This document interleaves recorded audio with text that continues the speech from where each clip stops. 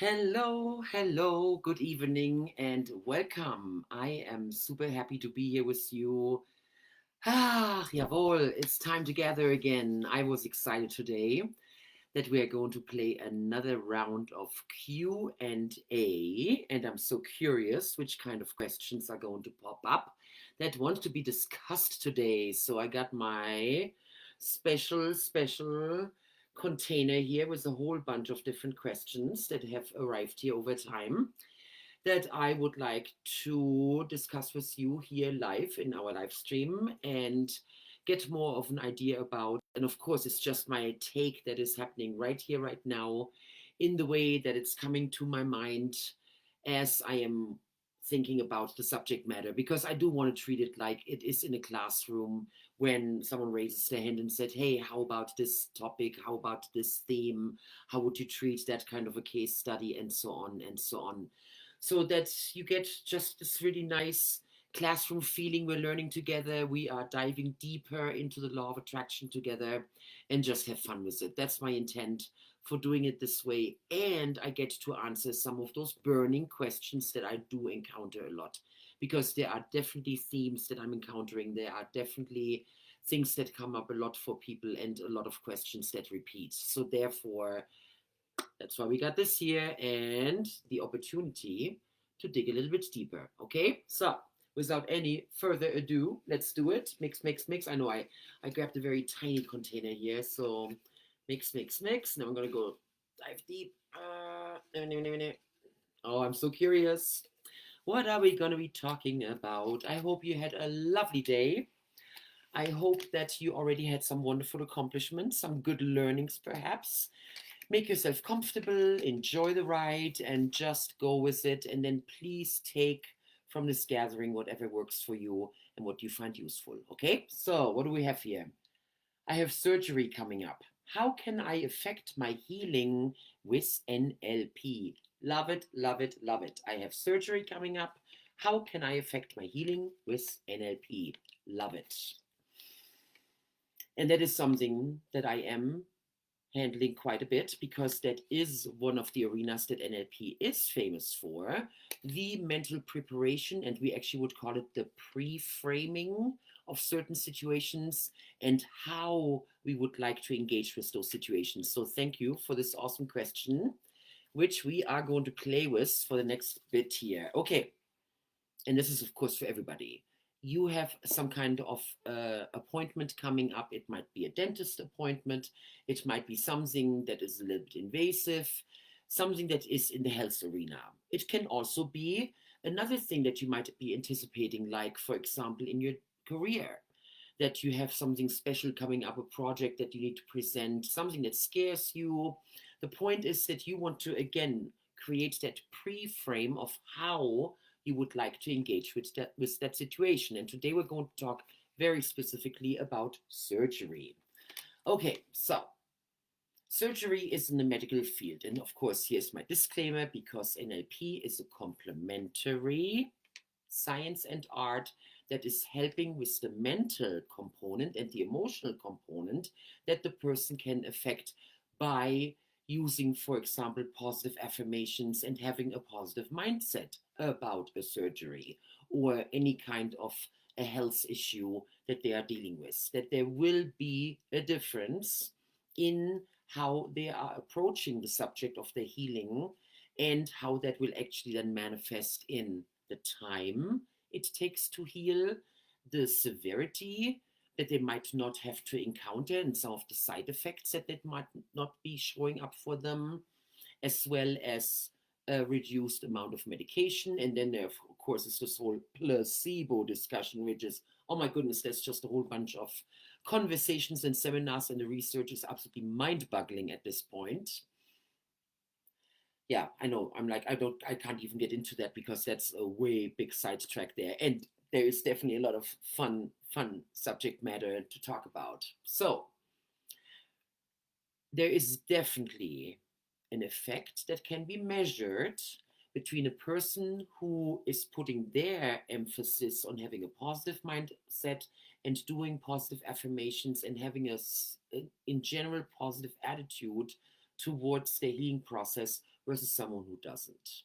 And that is absolutely measurable, and it's absolutely being seen in the research. So you can do your own research, because you know me, I don't get into it heavily because it is there for you. For those of you who want that kind of backup, please dig in, because oh my goodness, it's such an incredible subject matter. Of course, the word that comes to mind is neuroplasticity, the idea that our cells completely regenerate, that we can truly grow our brain, we can grow our consciousness, we can grow our belief systems, our patterns, our awareness, and our ability to change until the day we die. We have that ability. And when you start to understand that, so I don't really want to out my mom, because she is on her healing journey. And there is one thing that we have been using in helping her with her healing journey, which is the fact that she has an aneurysm in her brain that the doctors had told her cannot be shrunk. And there would be some very invasive surgery that she could go through. And they would not really suggest that to her because of her advanced age. So therefore, she can just be happy if the thing doesn't grow. Therefore, the chances of it bursting are kind of staying diminished. They don't know how old it is, how long she's had it, and so on and so on. So in general, like, well, you're just kind of lucky if it doesn't grow. So that's the consensus. That's how it is in her report. And that's just the general idea of how this works. Well, guess what? Over the last 12 years, she has shrunk the aneurysms consistently. She actually has two. So it's like, well, look what you're doing. Look what your positive attitude and how you're feeling about those aneurysms, how that has helped you to actually not just maintain them, you actually were able to shrink them. And now you can use that ability with other parts of your body that you would like to have a different relationship with. And perhaps take the diagnosis that was given to you, and that's the way it is, and challenge that a little bit and go, I did it in the other aspect. Perhaps it works here as well. And you have seen people doing amazing things. So actually, one of the things that did happen in my practice a lot, the moment I started opening my doors in 1995, was people coming in preparing for surgery. And I always loved it because it was so easily measurable. And one of my very favorite examples was a very dear client who had actually several surgeries that she already knew were going to happen with her advanced age. And I got involved when it was about her hips and her knees. And it was always the number one goal was to cut the healing time in half. When the prognosis was, it takes about 6 weeks to heal, her goal was, and I want to be at that place in about 3 weeks. And I remember her getting it every time. She was so consistent, and she always blew her own mind. She always was so amazed about saying, I'm fascinated that this is truly what's happening, that I have been able to manifest that. So I want your mind to really go right now, wow, how could this be applicable in my life? And where do I actually do the opposite? Where am I telling myself, oh, it's going to be so painful for that to heal. Oh, it's going to take forever. Oh, it's going to leave a big scar. Oh, it's going to really take a long time. I mean, what are you doing in your mind, literally, when it comes to that arena of how much do you pump yourself up or how much do you tear yourself down? Are you the kind of person who has positive expectations and holds that space in your thoughts, your feelings, and your actions, the belief system that you're holding, that frame of mind that you're holding? Yes, I know this surgery has to happen. I understand this is a normal procedure. And I know that with the attitudes that I have, that I will speed up the healing process and I'm going to have a lot less pain. Well, now I'm thinking about childbirth, because that was the proof of the pudding. And any other woman here who has given birth and has dealt with any kind of pregnancy discomfort and any kind of, hey, I'm growing this humongous person in my belly and all that kind of stuff, because every woman can relate with that, that we have gone through this experience, that then that pain that's being experienced is with a positive expectation that we are going to have that baby in our arm at some point. So it's our attitude that makes us deal with it in a positive way, which is probably very different from someone who is enduring an accident and being recovered right now and then transported to the hospital, or someone who has some kind of a health emergency. So put it into perspective. Whatever it is that you are anticipating, and yes, we're talking very specifically about health issues. And if there is something that you are worried about, I would like to invite you to really think about how this information can be useful to you and how you can more positively affect what's going on in your brain, in your mind, as you're thinking about that which you are anticipating. And I would highly recommend to use questions like, and why not start with, how can I make this the easiest possible on myself? How can I cruise through this? How can I flow through this? What are the resources that I need? What are the internal qualities and resources? That's what we talk about in NLPs. Are the internal resources like trust, oneness, love, having a positive attitude, gratitude, compassion, patience, consistency. So the list just goes on, and those are internal qualities that we all have. So you can access those qualities in times of need. When you know that you will go into a very specific situation, like a surgery, you can very specifically activate those resources. For example, self healing. Another one that I'm thinking of is humor. I would like to be in a place of being really funny and humorous with my team, my anesthesiologist, the person who's taking care of me, the assistants, so that there's a good light mood. I'm being cool, I'm being relaxed, restful, meditative, I'm trusting.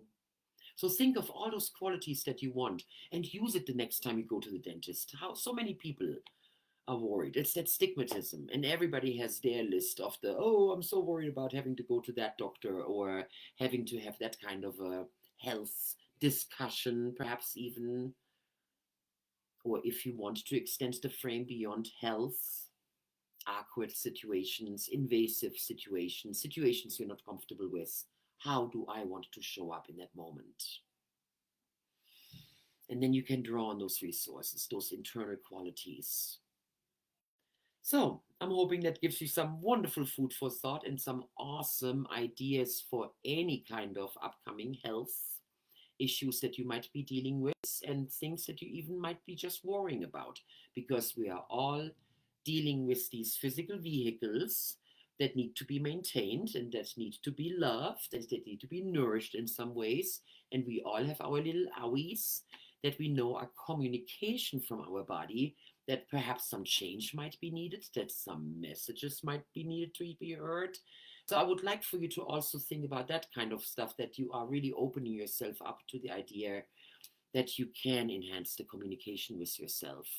And that is just one part of, for example, dealing with a surgery, that you know that you can have a positive effect on the circumstances, on a specific situation, because of how you're using your thoughts, the words that you're saying to yourself, the pictures that you're making, as well as how you're moving your body, how you're feeling the outside world in your body. And then, what are you saying to yourself? What are the words that you're using to yourself? What are the words that you're using to others? How are you going to explain this situation to other people? It was the worst ever. Oh my goodness, I suffered so much. So many of us are hooked on that story.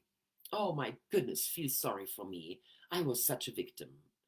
Is that who you still want to be? Is that serving you? Is that what you want to propel? Is that what you want to download into the universe? That's the question at this point. And when you have a certain level of consciousness, you have a certain level of social responsibility to really download as much of a high vibration as you can. I did the best I could with the circumstances that were given to me, and I handled it. That's what I wish for you in those circumstances. So thank you very, very much for this fantastic question. So, in super short summary, the NLP part is, what are the words that are cruising through your mind? What are you saying to yourself? How do you express yourself? What are you listening to? What kind of input are you allowing yourself? What are the kind of pictures that you're making? How do you visualize your circumstances? And those of you who are hearing this for the first time, yes, you're doing it. You're making pictures constantly. You're thinking in pictures. And that is something, by the way, I handle in many other videos as well. So you can go back in my library and also check out my channel Quantum NLP on YouTube and look at many other subject areas that are NLP specific. It is the quality of your thoughts that influence your emotional state, which then influences your actions, which gets you the results that you're creating. In order to find out what you're doing, look at the results that you're currently creating and then reverse engineer it. Because that lets you know what kind of actions you are habitually doing. It lets you know what kind of feelings you habitually have. And it also lets you know what kind of thoughts you're habitually having. So that's a fun subject, and we're definitely going to get deeper into that because that is the basis of NLP. That you start paying attention to yourself, you start really becoming aware of what's going on in your brain and what you are putting out there into the universe in the form of your thoughts, your feelings, your actions. All right? So that in summary is the answer. Now we're mapping that back into the surgery, which means you want the thoughts that you're propelling into the universe, the pictures that you're making, the actions that you're taking, the way you're moving your body, the way you're breathing, the way your attitude comes across to be supportive of your outcome. Right on. Thank you very much. And I'm now going to put it to rest for now. Awesome question. So how long did I ride around on that? Oh, just about 15 minutes. That's awesome. And it's a deep one. It's a deep one. Blessed be. Good one. Love it. And I've absolutely used it myself, especially with the dentist. That's a good one. Oh yeah, just total preparation or other things that I would know health-wise, where I would be a little bit apprehensive or I might be worried about some bad news. Even there, just putting myself in that space of trust that everything is going to turn out okay, no matter what I'm going to hear. This is not about being Pollyanna. This is about how do I want to engage with reality in the way it presents itself to me. That to me is mastery. So that's what we're after, okay, you guys? Let's see what the next question presents us with and what it wants to teach us. And if you have any coming up, please type them in. I check out your comments later. And I also will definitely check out your messages that you're sending me. Please send me your case studies as well. I keep it all anonymous. And I just make it so generalized that everybody can learn from it, because that's one of the most important intents, that you can really walk away with something tangible that applies to you. Okay? So, hilarious. What does NLP stand for? Ding, ding, ding, ding, ding. So I'm putting the NLP questions. Very interesting. I thought it was going to be more the law of attraction questions, which of course the two are beautifully related, because it is the energy that we're sending out that matches then in the universe what we're attracting back to us. Our thoughts, the words that we're saying in our own minds, the words that we're expressing out loud, the things that we're listening to on a constant basis, including the music that we're exposing ourselves to. The words, the news, the movies, the conversations, the concepts, what we're scrolling and reading. And that combined with the pictures that we're making, because we are making pictures constantly to process the information that the environment is giving us. Don't you remember the very first house that you ever lived in when you were born? What city was that in again? And what state is that? Yeah, okay. So you just went through a whole bunch of pictures. And then I would like for you to think about your school experience. So what were some of those really fun times? What was your favorite part about school, if there was any? So if you really didn't like school, what were some of the less worse parts? So just remember some of those times and some of those people, those really, really important people during that time. Remember them? Yeah. Wow. You just made movies. And for some of you, those are more cartoonish, little small black and white, little reminders of like, oh yeah, there was so and so, and there was Tommy and Mrs. So and so, and oh my goodness, there was this experience. Like, oh my God, I hadn't thought about this in years. For some of you, they are epic movies. Da, da, da, da. Everybody's wearing costumes, the colors, the set design. You're the director, everybody, take one. And no matter how you do it, you are processing reality visually. Just imagine spelling your name right now. There, you're doing it right now. So this is stuff that you can really find out a lot more about if you want to know how that works. And this is a very important basic idea of what NLP stands for. What I'm explaining to you here, what I'm demonstrating right here, right now, is the L part, linguistic, which stands for language. And language does not just happen in words. The words that are coming out of our mouths, the words that I'm saying right now, the words that I'm saying right now, it is also the tonality that I'm using. Because I could be talking very high right now, and that would be very different for you. Or I could be very, very quiet, and it would be really hard for you to understand. I could also be very, very loud if I want to. That is another part of our communication that is so important. Actually, it's 95%. It is that head tilt I just did. It's how I'm blinking. It's how I'm gesturing. All of that, it comes together across with the words that I'm saying. It's the pictures that I'm making in my mind that I'm explaining to you. A picture is worth 1,000 words. It's my body stance, it's my gestures, it's my shoulders, my feet, my hips, everything. It's the way I'm breathing. All of that is our linguistic expression, our language, the way we talk. Most of us only pay attention to the words, and we, as NLP practitioners, pay attention to everything else. We are paying attention to the 95% and say, what's going on in that person's mind? That's how they're expressing themselves. Look at what I just did. Did you notice that? Bam, bam, bam. Where does this come from? What does this mean? Especially if I'm telling you something very important about my life that I want to heal or something I want to discover. Why am I constantly gesturing with my right hand when I'm talking about this issue? What does your hand want to tell you? What is this part? Just imagine what part is talking to you right now that you're symbolizing with this hand movement. That's how we talk to it.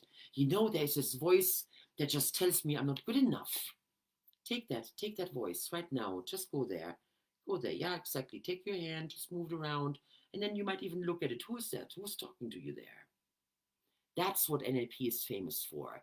These ideas that we are literally describing our physical space with how we have sorted reality, the beliefs that we have adopted, how we see the world, the behaviors that we have adopted, the patterns that we have adopted, the habits, our default programs, which by the way gets us into the other letter. So for right now, the understanding for the linguistic part is we are constantly expressing ourselves in the pictures that we're making, the pictures that we're describing, the words that we're using, our body stance, our breathing patterns, the whole package is how we are communicating, including our voice tone, the speed of our expression, the volume, all of these components coming together. Just imagine that. Isn't that cool? So that is our verbal expression, the linguistic part of NLP. The neuro part, the N, stands for neurology, which is the neurological wiring in our brain. It is the hardware. It is the actual wiring, it's the pathways as they are currently represented in our brain. And when I started NLP, we didn't even know the word neuroplasticity, which is absolutely the next milestone in what we're doing here in the evolution of consciousness and what we're able to discover about what we are able to do. And all of that is getting hardwired in our brain in neural pathways. So whenever you are going to have a thought more than once, and then you have it repeatedly over and over and over again, it ultimately becomes a belief. And it becomes a neural pathway in your mind that is hardwired. And that's where the information will flow. In the moment that you get stuck in traffic and you get mad, it's because you have practiced that specific behavior so well that in that moment when that anchor is getting pushed, when that situation is getting triggered, that you will automatically go into this mindset. Now I'm going to be late, and now I'm going to worry, and now I'm going to be mad, and it's everybody else's fault, and I'm going to blame everybody. Wah, wah, wah. And you have this whole list of behaviors and thought patterns that you will go through that then ultimately leads you to a specific feeling. And then you're sitting there, and your adrenaline's going up, and so on and so on.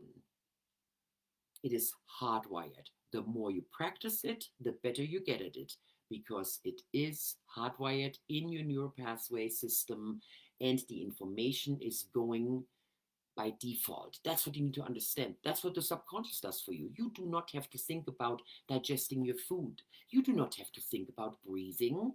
And you do not have to think about getting mad in traffic. You do not have to think about blushing when you're being criticized. You do not have to think about laughing when you hear a fun joke. Those are default behaviors that you have programmed over your whole life. Through every single experience, you created your own very, very unique framework of how life works, which is hardwired in your neurology. That's what the N stands for, okay? So now we have the N and the L. The language creates the neurology, and the neurology, of course, supports the language. It is a circle. And what really happens is over time with the practice, because you're getting more and more used to it, you're seeing the usefulness of it, that you then ultimately create patterns. Those are those default behaviors that I talked about. You are now becoming so used to it that you don't have to think about it anymore. It becomes unconscious competence. It just happens without your conscious having to think about it. You have not consciously about tying your shoes. You have not thought about it consciously in forever, because you have been so good at it for so long. When you are picking up fork and knife, you're not thinking about it consciously. Now I have to move my hand like this, like my little granddaughter who's currently learning it. And I watched her yesterday again when I'm like, she just took another quantum leap. She is now holding the fork even better than she did just a couple of days ago. And I saw it in how she was poking around in the things that she wanted to pick up. And she's just barely over a year old. And she was poking around, and then that fork came around and she had that angle. I'm like, oh my goodness, she's even doing the angle. And it was absolutely observable. What work this kid put into that, okay? And how many processes she had to consciously do in this very moment to get that fork ultimately into her mouth without spilling anything. And it was lovely to watch. And we're just doing it. We're never even thinking about it because we have so well practiced it. That's what the P stands for. Programming patterns. It's the software. It's the program that we're running that allows us to function in this world. They are our coping mechanisms. They are our default behaviors that we go to, because otherwise it would be so overwhelming if we consciously had to decide all the time, this is how I want to react to life right now.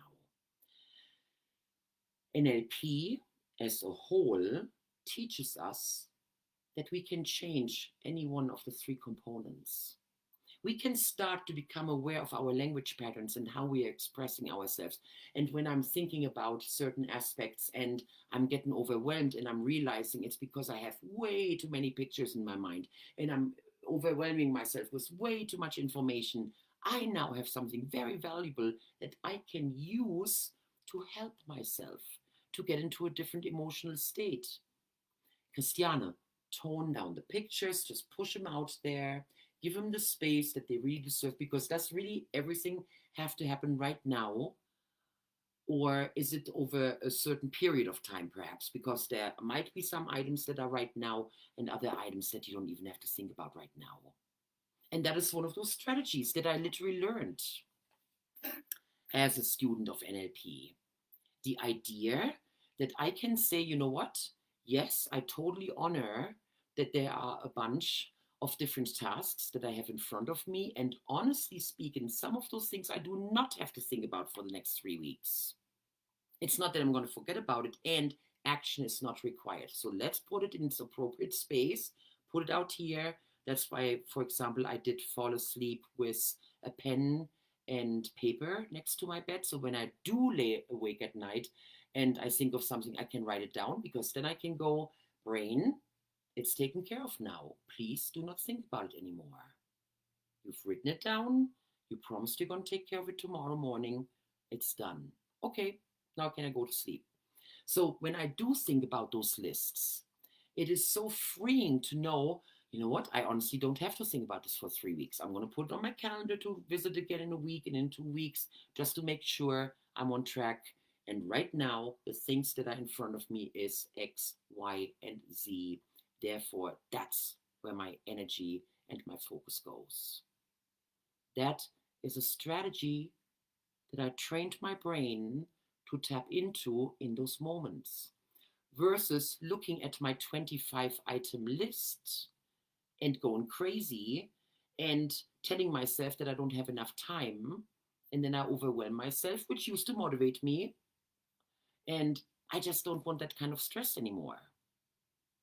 Therefore, NLP helped me to change my language patterns, to start thinking differently about it, to put some strategies into it. Things that I can actually physically do by looking at the list and then discerning which are the 3 most important things that I am going to put my emphasis on tomorrow when I'm designing my plan for my to-do list. So those are just little examples from my own life that I would like to give you for you to think about your own life as well, and how this can be useful. The kind of things, and actually the surgery question goes perfectly hand in hand with that. What are the kind of things you want to say to yourself? What are the kind of pictures you want to make? Do you want to picture it going wrong and them messing it up and it taking forever, and look at that horrible scar? I mean, seriously, I know it sounds a little jokey, and I would like to use the humor frame for that. Do you want to visualize, oh my goodness, look how fast it went, and oh my goodness, that scar looks fantastic, wow, your healing went so well. Imagine being able to share that with people. And then they ask you, how did you do it? And you're like, you know what? I just had a really positive attitude, and I knew I would attract the perfect team who would give me just the right resource and space. And I had the right nourishment on all levels. It just all worked out perfectly. That is NLP in action. To catch yourself and say, okay, what do I want? How do I want this to go down? What would I like to approximate, work towards to? What kind of reality do I want to embrace? So whatever language works for you, this is where the law of attraction language comes in. And this is where the law of attraction really becomes practical. That's what I love about the law of attraction in NLP. Law of attraction is the why, the what. NLP is the how. NLP gives you all the step-by-step ideas of how you can go from place A to place B. If you want to feel better, if you want to have more meaning, if you want to have a better understanding, if you want to have more purpose, the questions just never end with NLP. So I'm super excited to share more of that with you, and I really hope that today's explanation gave you a lot more insight into the art, the magic, and the practical applications of neuro-linguistic programming. Neuro, the hardware, the hardwiring of the neurology in your brain, and how the information is sent from place A to place B, which then ultimately results in your default behaviors. L, linguistic, your language patterns, the way that you're interacting with the environment through the form of the pictures that you're making, that you're exposing yourself to, the words that you're hearing in your mind, that you're exposing yourself to, how you're expressing yourself, how you're moving in life, how you're using your hands, how you're breathing, how you're smiling, how you're holding your body. It speaks for itself. It speaks a story and it has a direct effect on how you feel. You take all of that together and then you will get a feeling state. So that's the linguistic part.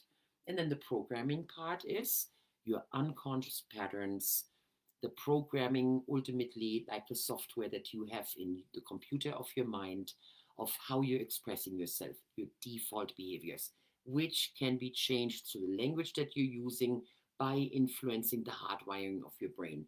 That's why NLP is a gestalt. It is a circle. Each component influences the others. I can talk about this for hours. I can give you examples and stories and case studies for days about how fantastic this is. And for right now, I'm just going to invite you to watch a lot more of my videos on my page right here in the Facebook arena, as well as check out my YouTube channel, which goes a lot deeper, and I have a lot of other videos on there that you can check out, okay? So for right now, that's going to leave it with, what does NLP stand for?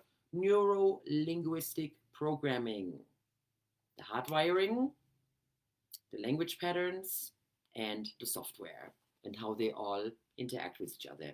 I know your computer savvy mind can easily make sense of that. Alrighty, here we go. Woohoo! Come on, give me law of attraction question. Okay, there's one here at the bottom. Ding, ding, ding, ding, ding. All right, I hope you're having fun. I hope you're learning something. And like always, thank you for being here. Thank you for joining us. How do I deal with people who bug me? I love it. Oh, blessed be. First answer is, there are no other people. It's just you. So you're bugging yourself. So that would be very Carl Jungian. It's the shadow side, the aspects we don't see in other people. The things that bug us about other people are the things that we don't see in ourselves. So you've, of course, heard that. So that's one level of answering, okay? Well, I'm going to answer it on the level of the law of attraction and on the level of quantum NLP. How do you like that? Okay. On the level of the law of attraction, a person can only come into your life because there is some kind of an energetic match, a vibrational match between you and them. So as the person is bugging you, they are holding some kind of a gift for you, and I'm going to use Esther Hicks's words. They are presenting you with some kind of a contrast. And contrast is always there for us to learn from. Contrast is there for us to discern, is that really what I want, or would I like something different? Is this what I'm all about? Is this my purpose? Is this my path? Or is this just a message and a way for me to discern, gosh, I would like to tweak that a little bit. I need to twist that a little bit. Perhaps I'm not really clear about what I want and I need to think about it some more. It is an invitation for you to get more clear on what you want. And that's in the form of people, circumstances, events, situations, and especially when it's the kind of stuff that we're not expecting, that we're not anticipating, you know. I actually just wrote about that. I did write in my summary about resilience that how to deal with situations that you are anticipating, which by the way goes more into the surgery question from earlier, and then how to also be resilient in situations that you didn't anticipate. So it really is up to you to, in that moment when something happens with a person and they bug you, to immediately go into the higher vibration of, thank you, I'm grateful to you, you're teaching me something. I know there is a communication, I know there is a message. On some level, you're my teacher. I know that's some pretty high talk here. And for some of the people who bug you, I know it's really hard to imagine saying such kind of things. And trust me, just by changing your attitude a little bit and by giving yourself the opportunity to perhaps see what there might be behind the behavior, the bugging you, that the universe has in store for you, that there might be some kind of a gift in there. So that's very law of attraction-ish. On a very NLP level, neuro-linguistic programming, first thing we do is, I wonder what the positive intent is of the other person and what they want with their behavior. Might be slurping their soup a little loudly or drinking their coffee very loudly. It might just be little behaviors, little things they do, habits that bug you. I can't believe how he puts the toothpaste on his, toothbrush. I cannot believe how he gurgles, that I can't believe how she does XYZ, how she drives or whatever. Those kind of things.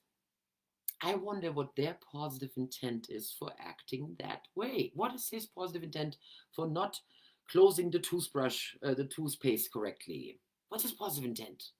What is his purpose for doing that? What is his message for doing that? I mean, those are really interesting questions, and that's what an NLP practitioner would ask. Why are they doing that? What do you think? What's going on in their mind that they're doing it? Perhaps they're just saving time. Perhaps they're just leaving it open because they know you're coming next. They're just being nice to you. Wow, I never thought about it like that, So you want to dig a little bit deeper beyond the judgments that we're having, and you're going a little bit deeper into what's really going on here. And please see it from the other person's perspective. And then you can actually go meta, where you're stepping out of it. Meta means above and beyond. You're stepping out of it. You have now a new vantage point. You're more neutral, and you're looking at it, and you're looking at the two people. So here's you, and there's the person who's bugging you. And now I'm looking at it neutrally, and I say, well, of course they're trying to get her attention. Hello. Or, wow, she's being super judgmental. Or, oh my God, they feel totally rejected. You will gather some new information about what's going on there, about the relationship between the two. My husband always said, it takes two to tango. And you will gather new information about what's going on and what is the deeper communication that's happening here, and what is the purpose of the bugging, and what's really going on here between those two people. So those are the kind of questions that we ask from an NLP perspective. And then when I come in as the quantum NLP practitioner, I go, okay, so what's going on energetically here? What are you doing? What are you sending out energetically to attract that? What bugs you within yourself that is now matching that in your outside reality? So what can we do energetically in your way of how you are plugged in to the universe, the way that you communicate with your vortex, the way that you hold that intention in the wave function? What are you really sending out to the universe? And how does it serve you that you are attracting a person that's bugging you? How are they helping you right here, right now, with your vibration? Is it about compassion? Is it about trusting yourself? Is it about actually having good boundaries and good discernment? Is it about becoming more accepting and kind and understanding? And those wonderful questions. You're like, I didn't think that's what we're going to talk about when we're talking about bugging people, because man, I just want to get rid of them. I just want them to change their behavior, blah, blah, blah. Oh, I know. And you have the right to do that. And then it's also fun to look at it from those other perspectives.